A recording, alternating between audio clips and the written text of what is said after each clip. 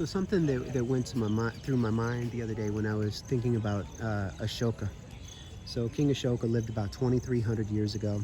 He was one of the major Mauryan emperors who lived in northern India. And they had an empire that went from basically the Bengal region all the way up into Afghanistan. And the first leader, I believe his name was Chandragupta Maurya. And there were stories about him having spent time in Alexander's war camps on the other side of the Indus. And then later he comes to rule a giant empire, and one of his advisors was kind of a Machiavelli of the age, and from my understanding. And then a little bit later, I think it was Ashoka. Ashoka is born, is the grandson of Chandragupta, if I'm remembering correctly. And he is a serious warrior, and he's called Ashoka the Cruel for a long time. He was a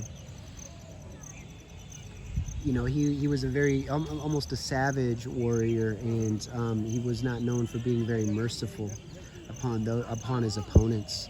And eventually he has a battle where over 100,000 people were killed in Orissa, and he repents and decides he's going to live a righteous life.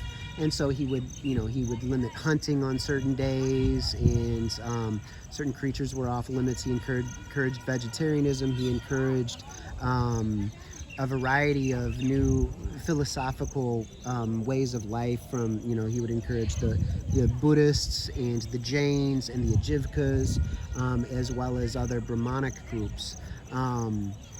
But what I was thinking is that maybe this is a little bit more on the jaded side or the skeptical side, but I was thinking if he had been warring and expanding an empire to almost stretch the whole entirety of South Asia, down far into the south, and then what he did is he sent Buddhist missionaries. The story is he sent them into Southeast Asia, into Sri Lanka, including, I believe, his son and daughter.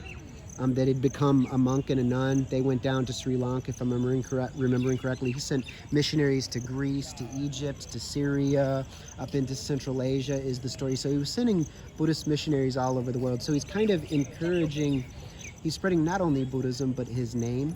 And one of the things that came to mind is how this could actually be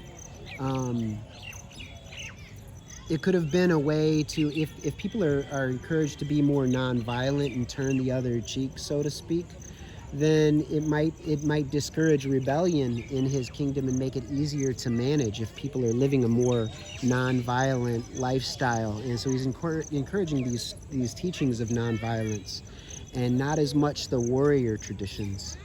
But then I could be wrong about that. I don't know. I've not read a biography of his yet. But it does seem as if it would have been a very, almost a Machiavellian move to encourage nonviolent religions and philosophies within his kingdoms in order to maintain peace and harmony. So we'll go ahead and we'll draw this to a close. Tell me what you think. Do you think that Ashoka was genuinely a good man, or is this part of the story? Was it a myth that he encouraged himself? That his people encouraged in order to keep control of vast territories of many diverse groups? So anyway, it's something to consider. I'm going to think about it some more, but tell me what your thoughts are on the matter. Until next time, be happy.